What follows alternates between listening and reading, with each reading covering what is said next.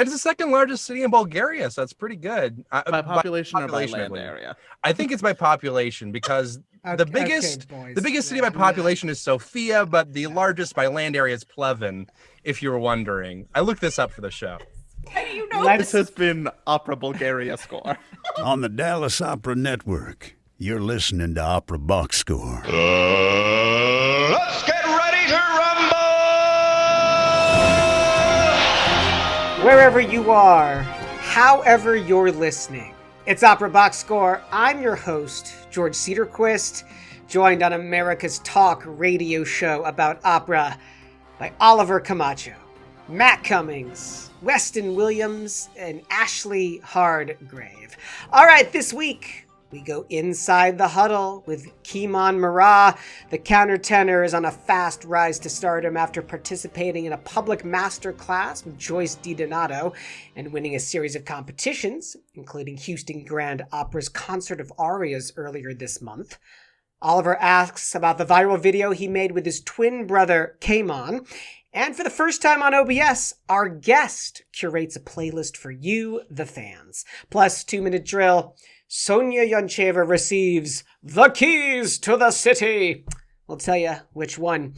And before we get into it, to all of you in the city of Dallas and in the state of Texas, we love you. Oliver Camacho, excited about the Australian Open as it progresses. Oh, it's over. It progresses faster. It progressed. You progressed yes. all the way to the end. I mean, the outcome, the two champions were completely expected, but there was a lot of excitement along the way, especially quarterfinal round when Serena Williams gave a clinic in her defeat of Simona Halep, who's ranked higher than her. It was, I mean, Simona Halep is a real grinder, but she had nothing. She had nothing against Serena Williams. And there was an amazing match between my boyfriend, Stefanos Tsitsipas, who came down from 2 sets to beat Rafael Nadal in 5 sets. It was brilliant. He lost in his semifinal match to the eventual winner, but it was really fun to watch that. Actually, Stefanos Tsitsipas lost to Daniel Medvedev, who lost to Novak Djokovic. So I always think of whoever I Noted want COVID denier Novak Djokovic. Noted. Whoever Okay. I want to win has to be defeated by the person who eventually wins. So that wasn't a great outcome for me. But Stefanos Tsitsipas, man, Greek god. He's like Achilles. Matt Cummings, how's your Greek week been? You know, nothing in comparison to that, gotta say. Weston Williams looking great over in the Studio B over there. Thank you. I haven't been able to do laundry in a week because my the back stairs to the laundry room are completely frozen. Excellent. Ashlee Hardgrave, what's up on the Instagrams right now? My new favorite everything is this thing called MLB Minis. This guy, he's a pitcher. He's a baseball player from Nebraska Wesleyan. And he photoshops in these baseball shots. He photoshops the main player to be very, very tiny while the rest of it stays large. In 1 month, it's gone totally viral. He has 15,000 followers. And now professional baseball players in the MLB are DMing him, being like, do me next. So yeah, MLB Minis on Instagram. Definitely worth your time. Good job, Hayden Parker. The NHL is probably the league of my favorite sport above all else. Huge hockey fan. The annual outdoor game this year on the sunny shores of Lake Tahoe was a bit of a mess. COVID-depleted rosters and sunny conditions melting the ice and having the 2 games of the weekend having to be rescheduled and shifted around. So it was a kind of a sloppy mess out there. But the NHL is just struggling right now in general, not least the Detroit Red Wings, but we'll say no more about them. Let's talk some opera. Huddle up. Let's go inside the huddle. So we here at Opera Box Score are tastemakers, and one of the only artists we've interviewed very early in their career has been Elena Villalon, who, after we interviewed her, went on to win the Met National Council Finals and now is enjoying a really great career just at the very start. I would like to introduce you all to another singer who I think is definitely going to make it. Just in this year alone, so many things have happened for him, even though we're in a pandemic. He's a countertenor. His name is Murrah. You might have heard of him or seen his video that's gone viral of him with his brother singing All Night, All Day, a spiritual. He also participated in the Rossini Challenge. If you were following that hashtag that Larry Brownlee started, the competition, the Rossini Run Challenge. But we talked about him last week because he won Houston Grand Opera's Concert of Arias competition. And we began our conversation right there. The Concert of Arias was very amazing. The faculty there, they were so supportive. Mm-hmm. They made sure that even though it's a competition and it's an audition, that you're going to leave there changed in a better direction. So they really put their all in all of the singers, with coachings, preparing for the auditions, as much as they could. So, we will be okay, even no matter what happens after the competition. So I really had a great time there. Did you get to meet Tamara Wilson while you were there? A little bit, only on the concert. So at the end of the concert, we have, pictures and everything. I got to, say hi and introduce myself to her. She's hilarious, by the way. She's been on our show and she's super down to earth. So, so you said to me before we started recording that you had also won some other competitions recently. Can you tell us about a couple other ones that might be? I know you were you were a finalist in your region for the Met. Is that what happened? Yeah, I was a finalist in my region. So yeah, I was a semi-finalist for the Met earlier this year. And then I won the Camille Coloratura competition. And I was one of the grand winners of the Premier NIOP competition. Oh. And I recently, I think I'm okay to say this right now, but we're not supposed to really say anything until the future, but I won second place in a oratorio competition. Okay. That'll come out in the future. Yeah. As well if you find out you can't say it, which is beep. Another thing that has brought you to a larger profile has been this masterclass you did, which is now available on Medici TV that you did with Joyce DiDonato. Can you talk about how you got that experience and what it was like working with her on TV? That whole time was magical. So that was in the beginning of me becoming a countertenor. I just did my first young artist program. Red River Lyric Opera was a really great pay to sing. And I got my first role as a countertenor. So I just came from that. And I just auditioned because I've always loved the master classes. So I just auditioned, sent in my 2 arias, and they sent me an email, and I called everybody. It was just so surreal, and it made me feel good because it's like, okay, I'm doing something right. So when I got there, it was my first time in New York and everything, so how the program works is that you get a couple of days. You're there for 3 days. And they kind of treat it like a very short young artist program. So you will work all day with Joyce and some other faculty. And then at the end of that day, you will have the master class. So during that whole time, I learned so much from her. Because you all just get to see the masterclass, but it's an ongoing thing during that whole time. So I learned more about myself, learned more about my voice and what I can do, what I couldn't do at that time. And did she know that you had just made a switch from tenor? She did not know. Okay. It was her, and when she heard all the things, she was just impressed, and she was like, "Where have you been?" And I was like, "I haven't been anywhere. I've only been a countertenor for like 6 months. So yeah, and she is just like you see on the TV. She's very caring. She gives her all to. She loves teaching. She loves teaching. Wow. So yeah, she's what you see is what you get from her, and it's great.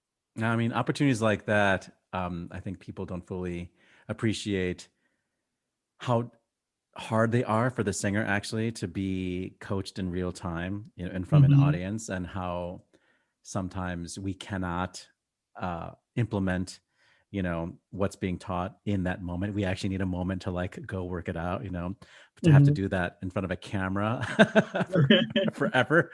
But also who might be in the audience, and not even just the audience at Carnegie Hall, but who might be watching the video, and how that might create other opportunities, and for people to see, oh, that's how it's like to work with Kimon, like he doesn't take coaching well, or he takes that direction really well, and like we can really mold him, so there's a lot of pressure in those things, and I would never want to do a masterclass that's being filmed.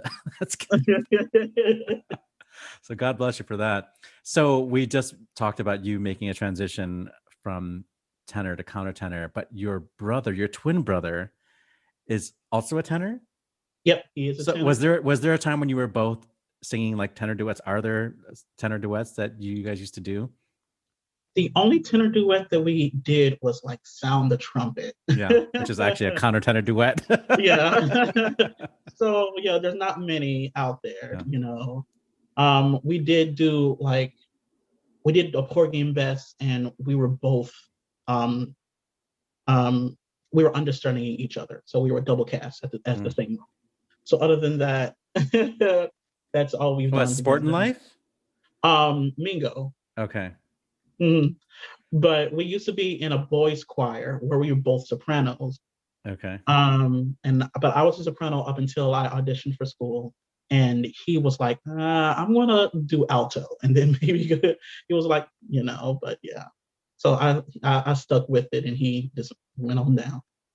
So you've been singing for a long time, and by the way, we're gonna listen to this video, which I'm sure everybody's heard by now, but it doesn't hurt to hear it again. This is your brother and you singing All Night, All Day, and Kamon is accompanying both of you at the keyboard. Yes.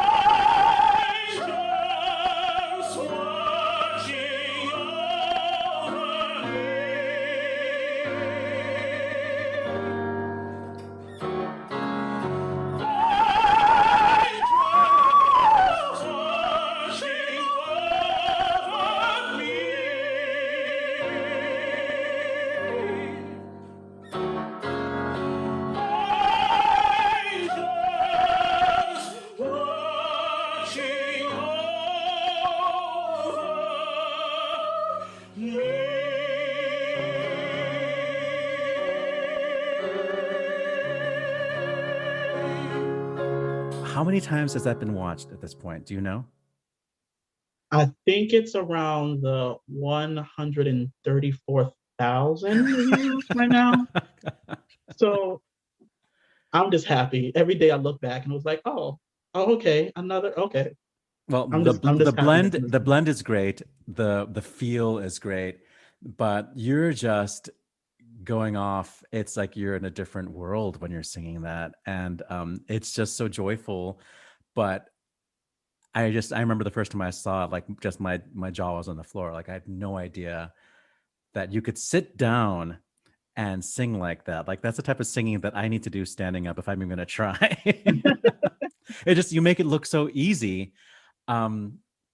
Is it that gospel music just is now part of your DNA, or is that song part of your DNA? Like, Yeah, like the gospel music is just easier for us just to get through, no matter what key it may be in. We just it just feels comfortable. And I believe the first time we heard someone sing it in an operatic way was Larry Brownlee. Yeah. Mm-hmm. Oh Mm-hmm. my God, he kills that thing. So yeah, ours is a little bit different. But it was like, there was an inspiration there. Yeah. You have some other videos. I think the Mozart Laudamus Te is also a fantastic listen. And then I don't know what year you did this, Rosie. You said you've only been singing countertenor for a minute, but you sing Arsace's aria and Cappelletta a quel giorno. And what are you just at a high C at the end? Or B natural? It's a B natural at the end. Okay. It sounds so high in your voice. I mean, I know that a lot of the mezzos and Maryland horns, go for that note, but in your voice, it sounds like a high Q or something.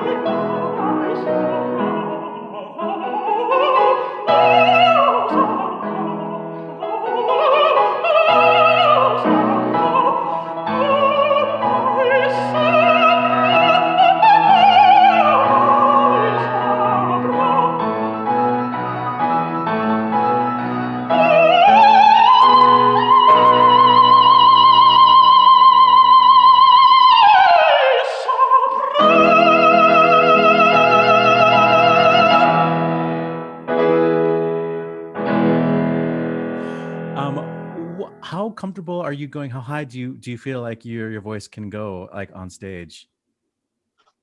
On stage, I think I will feel comfortable singing no more than a high D. A high D, okay. Yeah, on stage.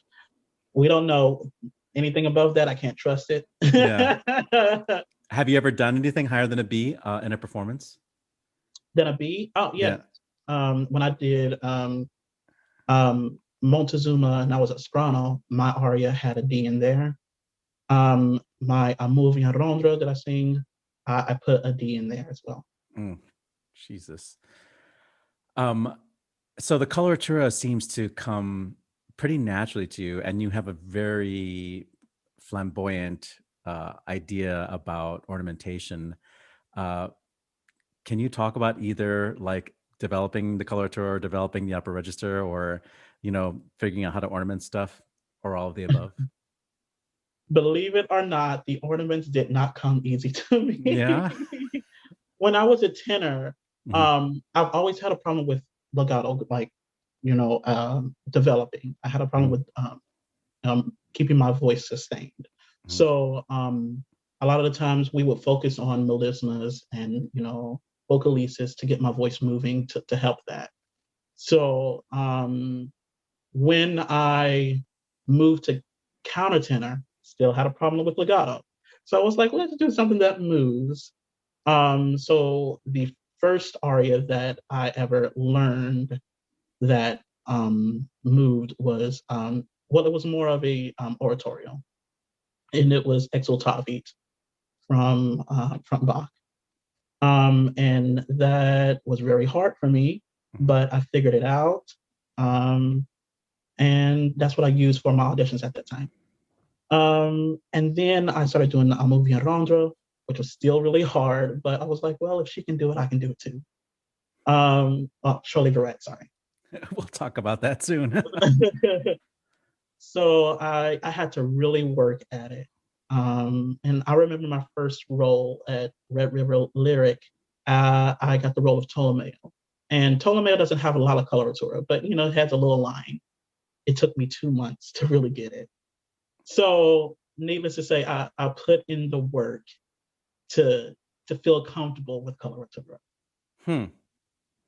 That's interesting to hear because in my experience, there are people who are just sort of born with that flexibility and they can't explain how they do it. And I was thinking that you're going to say that to me. It's like, nope, I was able to do it, but you've had to work at it. Mm-hmm. I do get a lot of it from my gospel side because, you know, but yeah, I had to work at it. Well, since we brought it up, Dallas Opera Network viewers, we're going to link to a video or a YouTube video of Shirley Verrett singing Amour vient rendre mon âme, which is a studio recording. For you podcast listeners, you'll be hearing that right now. Do you want to talk a little bit about Shirley Verrett since you brought her up and you brought up this aria? Oh, yeah. She is my queen. She is who I want to be as a countertenor. Someone who just lives in the music, does what they want, and takes no prisoners while singing. Yeah. That's who I aspire to be, yeah. You did hint about your professional debut with American Baroque Opera Company. That's a company that I'm very interested in. I know that they're committed to fully staged and costumed Baroque operas with historically informed instrumentation. So you had just become a countertenor, I guess, and you were cast in their Montezuma. Who's that by? The Montezuma? Is that Vivaldi? Vivaldi. Okay. Mm-hmm. Can you talk about singing with that company for us? Yeah. So I mentioned that I got my first role at Red River Lyric. So Eric, who is the artistic director, executive artist director, and executive director of the American Baroque Opera Company, he was playing the cello during that performance. So after that performance, you know, he contacted me and was like, "Hey, I got a role for you." And I was like, "Okay." And it was like, it's a soprano role. And I'm like, okay. And, you know, so that's how I got that. So you didn't audition for it. You were at a pay to sing and it led to work. Yeah. That's awesome. That's a good story. And how was that being in that production? Did you enjoy it? I enjoyed it. I learned a lot there. Because it was literally my second role that I've ever done. Mm-hmm. So, and a lot of notes, a lot of notes and a lot of recit. So it was a lot that I had to get used to, but I think I'm used to that now, just learning on the job. So it's just part of who I am now. But yeah, they were very nice. They were very supportive of me. They gave me every opportunity to coach and prepare for this because it's a hard role. It's, you know, not a lot of people can sing it. So I was just glad just to be a part of the circle.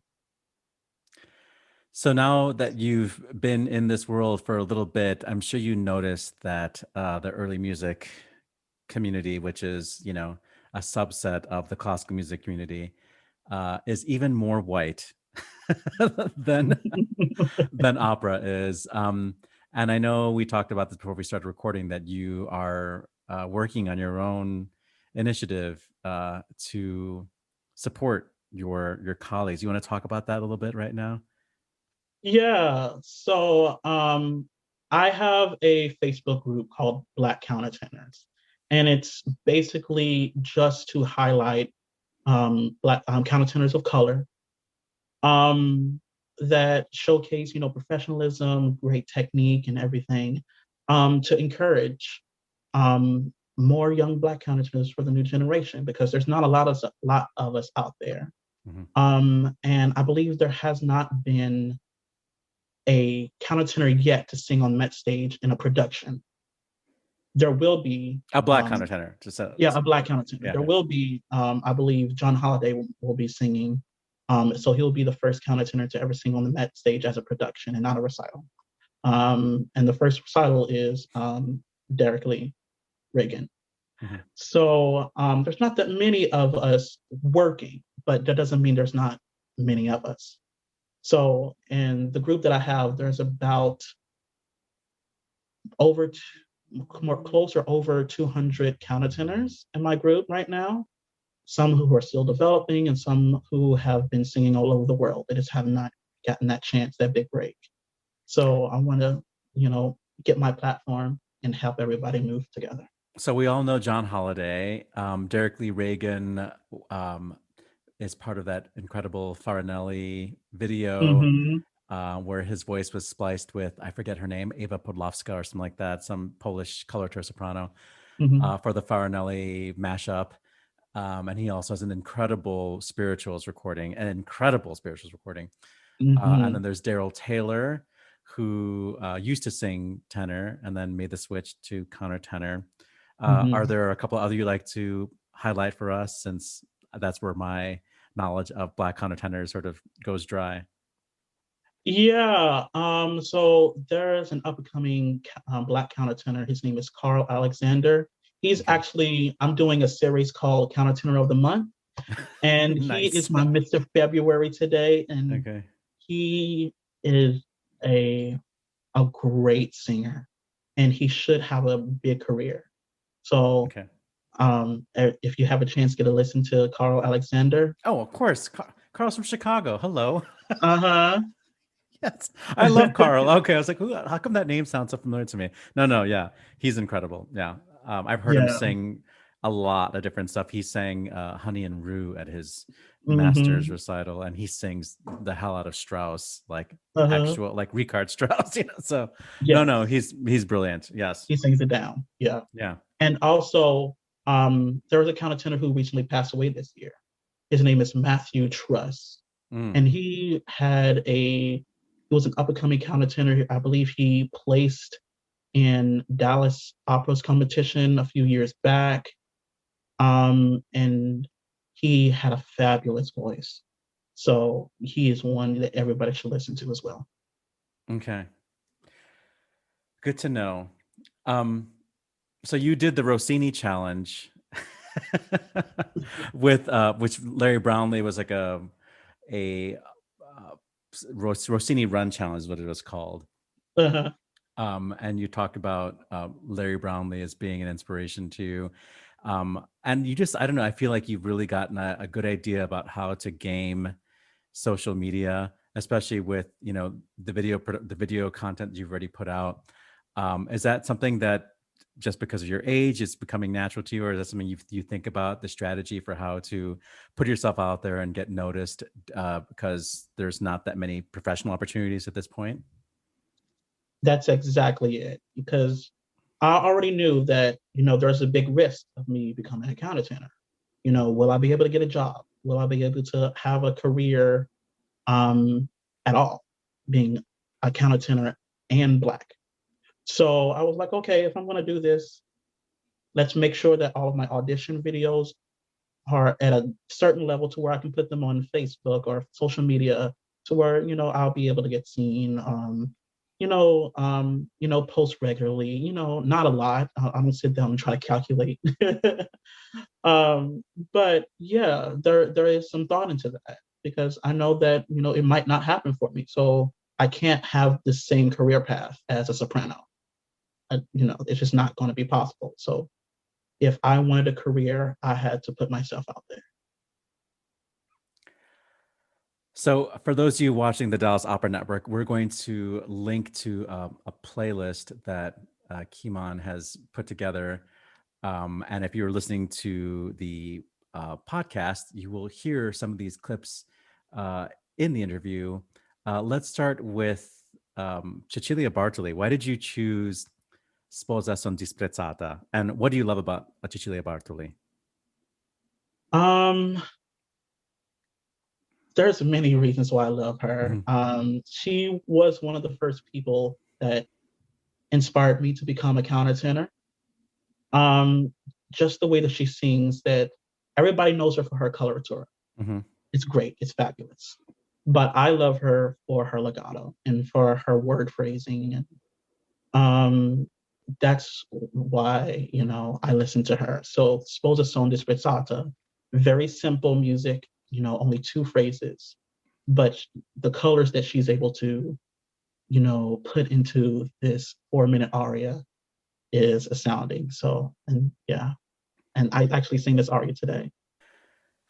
So you wanted to listen to George Shirley today, and I'm glad you brought him up because I actually have been battling with the notion that there are so few recordings of Black male singers on complete operas, especially when it comes to 18th century music.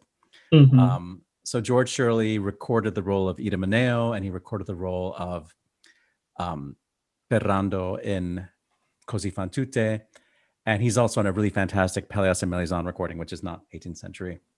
But that's it. And the Idomeneo has not been re-released since it came out in LP, and you can find the Ferrando. Is it Ferrando? Yeah, Ferrando. Mm-hmm. But aside from him, and let's say Larry Brownlee and Kenneth Tarver, we would be hard pressed to find a Black male singer in a complete recording, a commercial recording of opera from the 18th century or before, which is a crying shame, you know? And like now we have people like Eric Owens and Morris Robinson and Ryan Speedo Green. And, you know, there's a bunch of people who, you know, Mozart is in their repertoire, but we're also past the era of record labels recording everybody, recording everything, you know? So if, you know, Russell Thomas, you know, gets a recording contract to record something, he's recording a flowering tree, John Adams, which is great. I'm glad that that recording exists, but I want to hear, I want to get his Titus on record. I want to get his, you know, I want to get his Manrico on record, you know, but no, like it's, I feel like we missed a big window of opportunity because when you were just a baby or before you've been born, like in the 70s, 80s, and 90s, classical recording was a huge industry, and every record label needed their own recording of Marriage of Figaro, their own recording of Aida, you know. So we have all these sets coming out, and it gave so many opportunities for American singers and other singers, you know, to get their interpretations on record. And George Shirley, you know, was lucky in that we got his Ferrando in, was it 1968 or something like that when he recorded that, but that's it for now. So it's really disappointing. But I'm glad you wanted to hear anything you wanted to say about George Shirley before we hear him sing from this complete recording of Così fan tutte, which also has Leontine Price on it, by the way. Yes. You already touched on it. Like when I was a tenor, there wasn't many Black.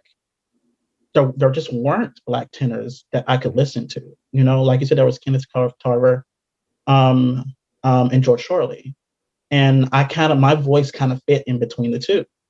So they're just, you know, so I would just maybe listen to Nicola Gaeta or Pavarotti, but no one had my color. So I end up trying to fit in to something that, you know, just wasn't, you know, me. I wasn't singing my voice. I was trying to sing someone else's voice.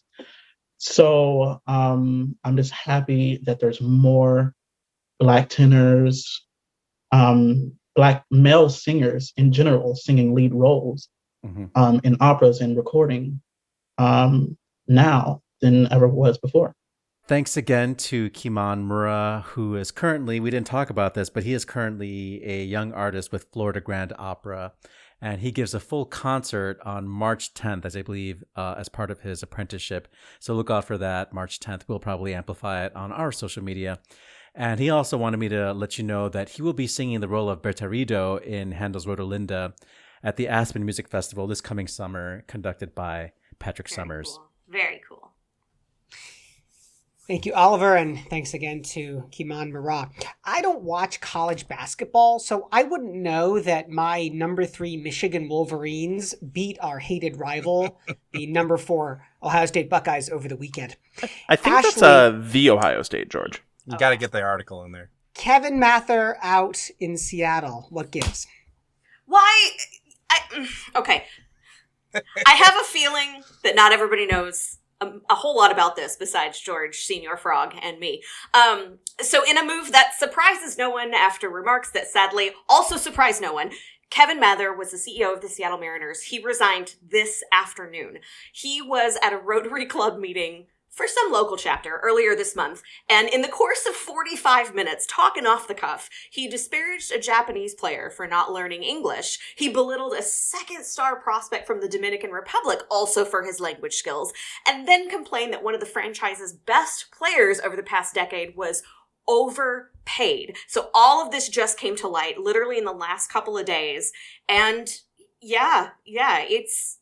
Thanks for finally owning up to it and making phone calls all afternoon to apologize, but why did you do it in the first place? Like, why did you, for a sport that is so in need of players from countries that are not the United States, why in God's name would you disparage English skills? It's so cruel. It is a general rule that only bad things happen when people speak off the cuff around other rich people. So true.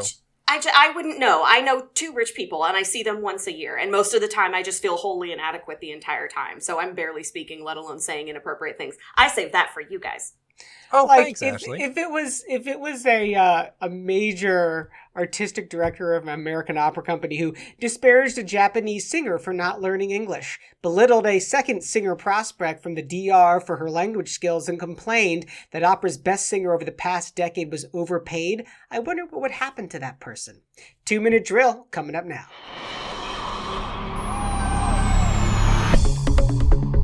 This just in.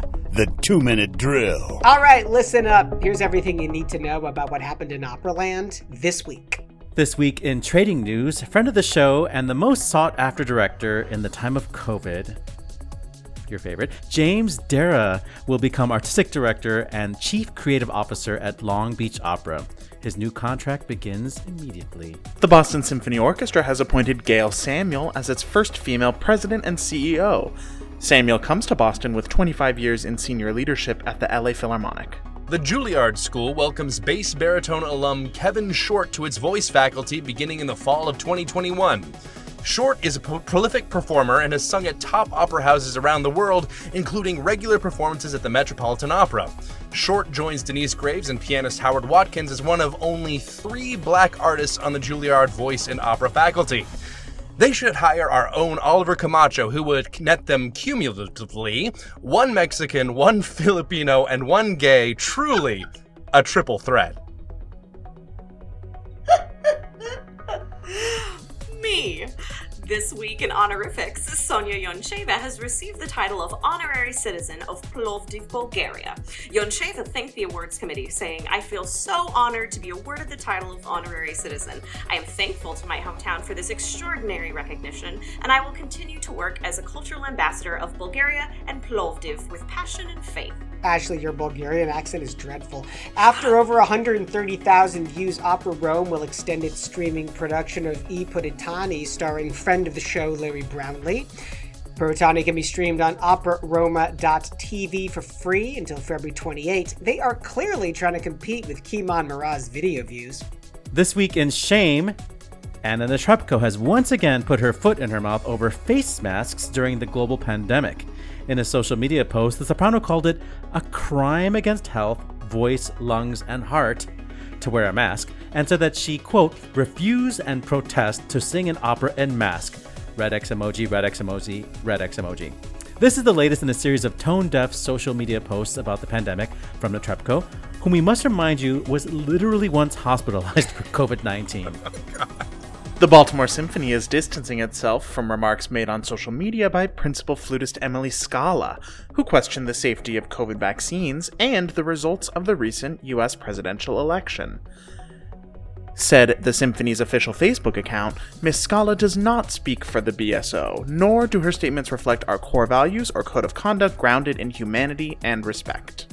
IATSE, the union representing stage workers and not the popular dice game, is encouraging donors and government officials to withdraw financial support for the Met. Quote, Since the pandemic hit, only a few artistic and technical trades workers have been employed by the Met, barely affecting the company's financial bottom line, reads an online ad from Yahtzee. Yet that didn't stop Peter Gelb, the Metropolitan Opera's general manager, from backstabbing these stagecraft and design employees in preparing for this year's season. Without people, the opera is nothing. All right, this week's yellow cards. Switzerland. The Swiss Federal Council has decided to begin a gradual relaxation of its nationwide lockdown and plans to reopen the cultural sector in April. The UK. Glyndebourne Festival has announced its revised 2021 season running from May 20th to August 29th, and Opera Holland Park has announced a season running from June to August. France. Marseille and Paris are organizing experimental concerts for March and April, with face masks and negative COVID tests required for entry. USA. San Diego Opera has announced a new spring season to open in late April. The drive-in performances will include a concert and an open-air production of The Barber of Seville. USA again! San Francisco Opera will also hop on the drive-in bandwagon in April, down to the choice of Barber of Seville. We here at OBS feel safe calling that a yellow card, but we're not prepared to make a decision on whether that's copyright infringement. This week's red cards. Austria. Volksoper Wien and Landestheater Linz will remain closed until future notice, but will continue rehearsals for Prokofiev's The Fiery Angel, which they hope can still go up in March. The Theater an der Wien has also announced that it will be shut down until Easter. Germany. The Bavarian State Opera has canceled performances for the first half of March following the extension of the country's lockdown to March 7th. France. Paris's Opera Comique has cancelled its upcoming production of La Belle Hélène, which was supposed to run from March 1st to the 11th. USA! Carnegie Hall has finally thrown in the towel, joining the other major New York classical music institutions to shut down the rest of their 2021 season. On the disabled list, Zubin Mehta is out of the hospital after landing there last week due to overexertion and stress, though he remained off the podium for La Scala's production of Salome last week. Lentissimo, maestro, eh? Exit stage right. French soprano Andrea Guillot has died at the age of 93 due to COVID-19. Guillot specialized in Italian and French roles, especially Manon, Mimi, and Michaela, in her long career as a member of the Paris Opera. Greek director and author Vasilis Nikolaidis has died at the age of 67. He was known for his work at the Greek National Opera starting in the 90s and for the book Maria Callas, The Transformations of an Art, which was published in 1983. English conductor and pianist Stuart Bedford has died at the age of 81.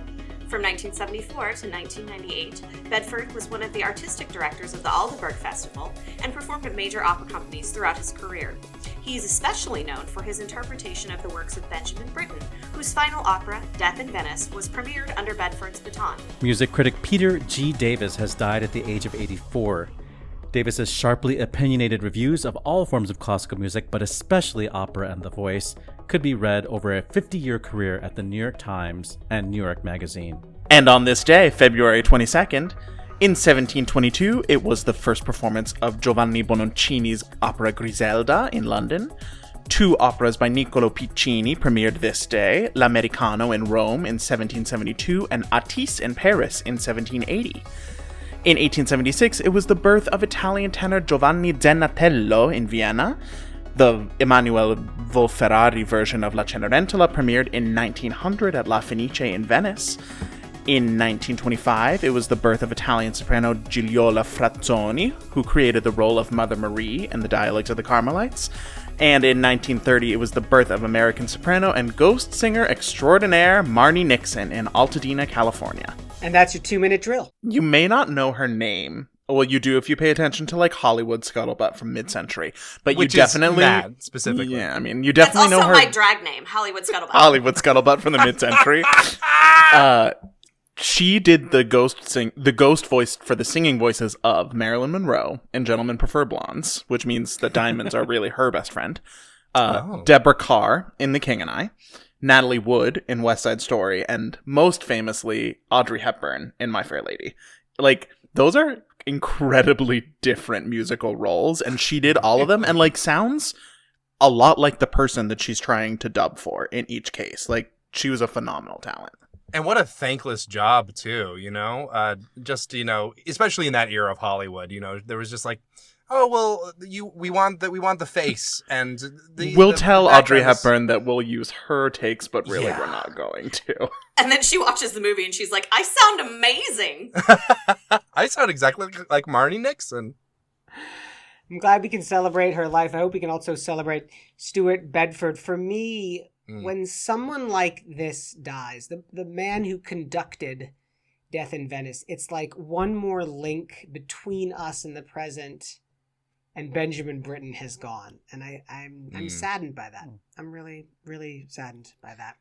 I mean, we forget that, you know, we think of Benjamin Britten as one of these master composers of opera, and it wasn't that long ago that he was alive. I mean, it really wasn't. We have a connection to the first performances through people like Stuart Bedford and the artists that sang in those operas. And the recordings that he conducted of those operas are so great. They're even better in a lot of cases than the ones that Britten himself conducted, just because the technical skill and execution from a pianist and conductor by fully trained just really brings them all together and makes them work. It's They're like a lot more accurate. And it's like how, like, you know, sometimes poets should not read their own poetry. Sometimes it's better when it's in the hands of other people, possibly. Sometimes you need a tenor other than Peter Pears to sing, and that's okay. Sometimes you need Anna Netrebko just to have something to cry about. Oh, I don't know if it's cry as much as it is shout or drink or do shots or, okay. I was joking about this earlier, but I think we are going to have to start a segment for me on this show called I Cannot With This Heifer. Because the second I saw this post today, those were the first words that came out of my mouth. I cannot with this heifer. And it's like, you guys, I have one of the greatest jobs in the world. Number one, I get to hang out with you guys. Number two, I get to talk about an amazing art form. Number three, I often get to come on here and break news about the first Black person to do this in this art form, the first woman to be a conductor, or the CEO of an orchestra. I love that I get to do that. And it's so rewarding for me. But for each one of those, there are each, like, 5 of those. There's some Netrebko or some symphony flutist COVID denier election questioner that just, like, knocks the whole wind out of my sails. And I want to clarify something really quick. When I say I cannot with this heifer is not pejorative about anybody's size, because we do not shame. We do not body shame on the show. Heifer is about their vileness and their blackness of heart and their tone deafness to humanity. And for that, they are ugly heifers. And what okay. I don't know if you guys have seen the actual photographs. So she posts this thing with all the red emojis and is like, I protest. So she's put up a photo of herself wearing this bedazzled mask that she's going to protest and refuse to wear. First of all, that mask... It's a good-looking mask. That mask slaps. It looks amazing. I would wear that with, like, an audition outfit. It's You gorgeous. would be so lucky. That mask makes her look like Davy Jones from Pirates of the Caribbean 2. It looks like a picture she would send to her publicist and see, I'm not saying anything this time that will get me into trouble. And the publicist was like, oh, she's wearing a mask in the picture, not reading the comment below. Well, because the first line of it, you can't quite tell what side of masks she's about to come down on. Going. And then all of a sudden it takes a bad turn. Meanwhile, the Baltimore Symphony is not using any sort of publicist when it comes to their flute player and her voice. When you have a job like that, I don't know what within you says, hey, you know what I should say? This controversial thing. It's just, I don't understand. Well, first of all, the notion of the election fraud, we've covered that, guys. We've covered it. We've gone over it. Why would you say something about it last Thursday? Like, we've covered it. Second of all, the whole vaccinations and hoax and COVID is not real.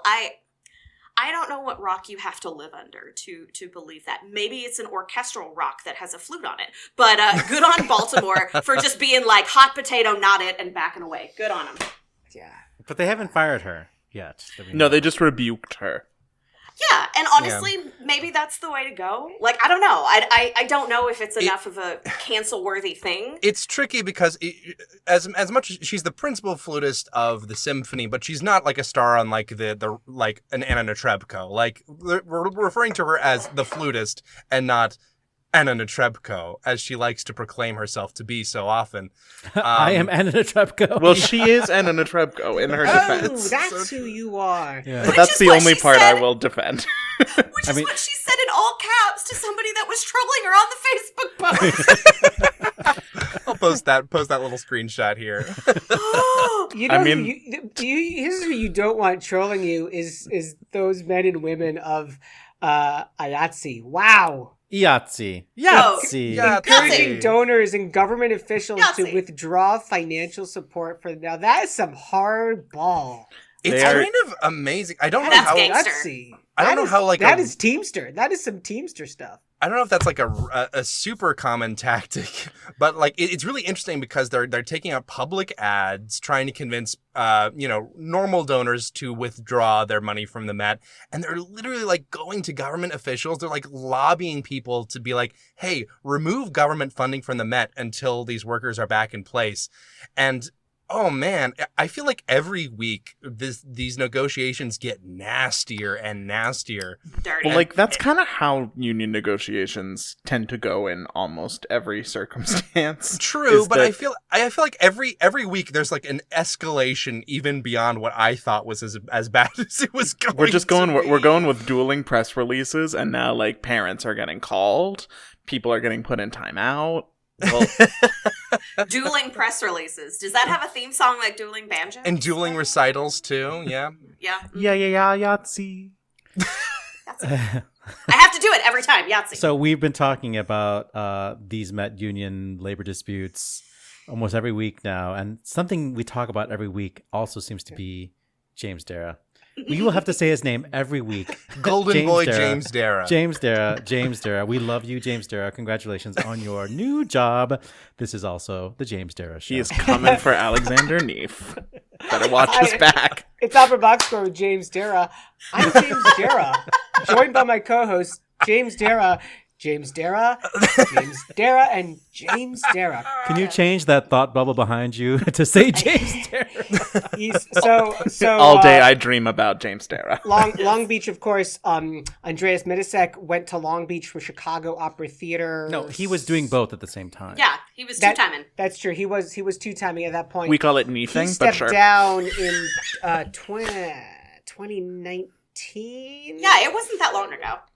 And then Yuval Sharon took over for a sort of it was like an interim position. I think. I don't think Sharon was supposed to be there, long term. It's a great hire, right? I mean, James Dara, like he's grew up in LA. He cut his teeth at UCLA in film. Clearly, like the guy wants to be in that city. There's a ton of art happening. He's got those film chops. It's a great hire, and it's really exciting to see. I want him to make like a WandaVision opera. Ooh. That same kind of like blending the old and the new. Is that before or after he becomes the sixth host of Opera Box Score? Why not both? Why not at the same time? We need to lose one cis white male in order to incorporate him. So. That's fair. Oh, wow. You know what I will say though, we can keep on with the James Dara, but something that's got to stop is the drive-in operas. I seriously, maybe it's because I hate driving. Like I get around on bike most of the time, but I don't get it, right? Like I get that it gives some people accessibility. My question is, at what cost? Right. Well, I think it's a great option if you're like a young teen from the 50s and you want to go neck with your main girl in the seat at Lookout Point watching Barbara Seville specifically. Oh, so I would romantic, love Barbara that. Seville. Fun fact, there was, I will not name which of my girlfriends I've had over the years who I did this with, but I did take them to Wozzeck for their first opera. So, yeah. Wow. Something approachable. For me, what turns my stomach about it is the environmental impact. Like, we should be moving away from the horrors of climate change. And I think theater, which is already a wasteful art form in the way that it builds sets and throws them away and builds costumes and by and large throws them away. I think this art form needs to, let's get out the Sharpie. I think this art form needs to step up and take responsibility for climate change. And I don't think that drive-in opera is the way to do it. So you're not going to be financing your next opera with Bitcoin? Sorry, say that again. You're not going to be financing your next opera with Bitcoin, but maybe you will be financing it a big move to the supremely walkable and bikeable city of Plovdiv, Plovdiv! Oh, it's so fun where we to all say. want to live in a town that honors its citizens, like Sonia Yoncheva. It's dark. It's a dark L, right? Is it Plovdiv? It's Plovdiv. Everybody, all together now. Plovdiv. There it is. We're getting it. I think it's so. I think there's like a bit of like a translation thing happening because I think she's from Plovdiv, isn't she? I don't know how she become hometown, but she's also an honorary citizen. We assume that means like she gets the key to the city. Yeah. It's the second largest city in Bulgaria, so that's pretty good. By population or by land area? I think it's by population because the biggest city by population is Sofia, but the largest by land area is Pleven. If you were wondering, I looked this up. Why do you know This has been Opera Bulgaria Score with James Sorry, Dara. James Dara. Let's wrap this show up. Good call. Bad call. On Opera Box Score. Oh my, this is a bizarre hour. Good call, bad call. Oliver Camacho, what do you got? It is our last show for Black History Month, and I just wanted to point out a really great little article written by the conductor of Chicago's Modern Opera Orchestra project. Her name is Renee Baker, and you can find that on Chicago Symphony Orchestra's website. And in this article, she just bigs up like 18 or 17 different composers that you should know. I knew most of them, but there were some that I didn't, and I think whatever we can do to like amplify, that there are other composers besides, the white guys, and besides Florence Price and besides William Grant Still, and like props to them, they need their moment, but there are others. So let's not just end this in February. Yeah. Link to that on our website, operaboxscore.com. Matt Cummings. It's in Variety. Zachary James is doing a show. Just celebrating after the spectacular debut of his show on Dallas Opera. Friend of the show, Zachary James's. It was announced this weekend that he is going to be doing a virtual concert with Des Moines Metro Opera, Zachary James on Broadway. Nice. That's going to be March 19th, and we will have more information about how to watch our friend Zach on our website. Well, if it's in the pages of Variety, it must be true, right, Weston? Ashlee Hardgrave. It's never not funny. Every week it's funny to me. So we talked about this a couple of weeks ago, but they're starting to get more and more press. So I just want to congratulate them. English National Opera, and they're pairing singers with long COVID patients for the program E&O Breathes. They're serving about 1,000 patients right now, and they're trying to expand it all over the UK. And they're getting a lot of really great feedback from the long COVID patients. And one of the patients mentioned that it's helping her not only physically but emotionally. And I was like, yes, that is awesome. It's when people outside of your community start to understand one of the things that makes our community so emotionally gratifying in terms of how we make the noise and the sound and the art, it's very rewarding. So I hope this is something that continues to spread across continents to help everybody with long COVID. I have a bad call, unfortunately. Last night I had a dream about OBS and taping the show. And can I just say, I can barely stand all of you on a Zoom call, let alone, invading my REM sequel. Please just go away and leave me in peace. James Dara. That's it for this week's edition of America's Talk Radio Show about opera. Plovdiv. Our announcer is Norm Woodel. He's at normwoodel.com. On Facebook, search for Opera Box Score. On Twitter and Instagram, we're at Opera Box Score. Help us deepen the bench of listeners by liking and sharing our social media posts. Email us at operaboxscore@gmail.com. Subscribe to our podcast on Stitcher, or just favorite our show on Apple Podcasts. The views and opinions expressed on Opera Box Score are solely those of the show's creative team.